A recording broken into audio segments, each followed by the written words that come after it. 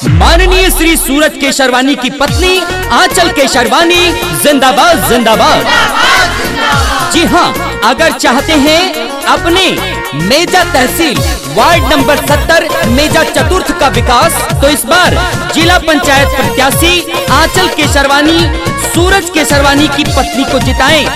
याद रखना, लाल तारा कुल भसा सिलौधी कला से इस बार आंचल केसरवानी को ही जिताना है और अपना जिला पंचायत बनाना है। मांगिले आशीष चाची छूके चरनिया,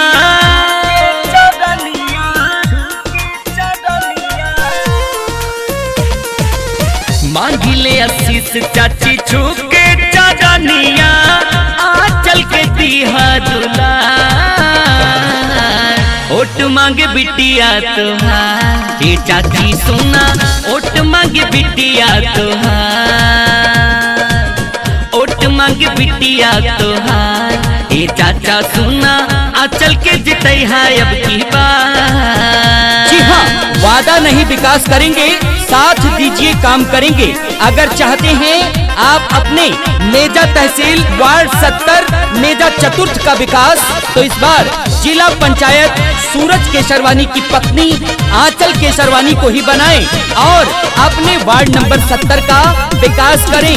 जी हाँ, आने वाले चुनाव में याद रखना, जिला पंचायत बनाना है तो आंचल केसरवानी को। नाला नाली रोड चक्का रोड बनी जाए, आंचल जो जीती है तो खुशहाली आई। ए चाचा, नाला नाली रोड चक्का रोड बनी जाई, सूरज के पत्नी जीती है खुशहाली आई। जिला पंचायत बनैहा दिहा धनवा, जिला पंचायत बनैहा दिहा धनवा, दे दिहा अपन आशीर्वाद। ओट मांगे बिटिया तोहार, ये चाचा चाची ओट मांगे बिटिया तोहार, ये चाचा चाची ओट मांगे आंचल अब की बार। ना करेंगे जात पात का भेदभाव, ना करेंगे ऊंच नीच में भेद, देंगे सबका साथ, करेंगे सबका विकास। अगर चाहते हैं अपने मेजा तहसील वार्ड नंबर 70 मेजा चतुर्थ का विकास, तो इस बार लाल तारा कुलभसा सिलौधी कला से आंचल केसरवानी को जिताएं, सूरज केसरवानी की पत्नी को ही जिताएं। वृद्धा विधवा पेंशन आवास मिली जाई, घर घर सोलर लाइट लगी जाई। ए भैया, वृद्धा विधवा पेंशन आवास मिली जाई, सुलभ शौचालय सोलर लाइट लगी जाई। जिला पंचायत में बचई हा समनवा, जिला पंचायत में बचई हा समनवा, दे दिहा अपन दुलार।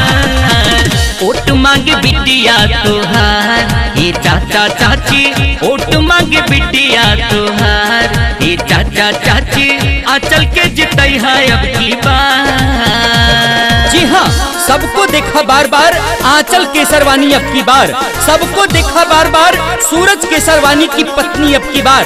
तो याद रखना, मेजा तहसील वार्ड नंबर 70 मेजा चतुर्थ के विकास के लिए इस बार अगर कोई उम्मीदवार है तो वो है आंचल केसरवानी, इसलिए इनको ही जिताना और अपना जिला पंचायत बनाना। आने वाले चुनाव में अगर चाहते हैं वार्ड 70 मेजा चतुर्थ का विकास, तो इस बार आंचल को ही जिताएं। मांगिले आशीष चाची छूके चरनिया,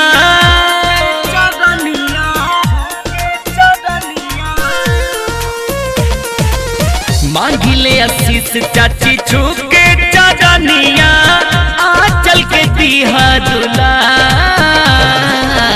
ओट मांगे बिटिया तोहार, ये चाची सोना ओट मांगे बिटिया तोहार, ओट मांगे बिटिया तोहार, ये चाचा सोना आंचल के जितई है अब की बार।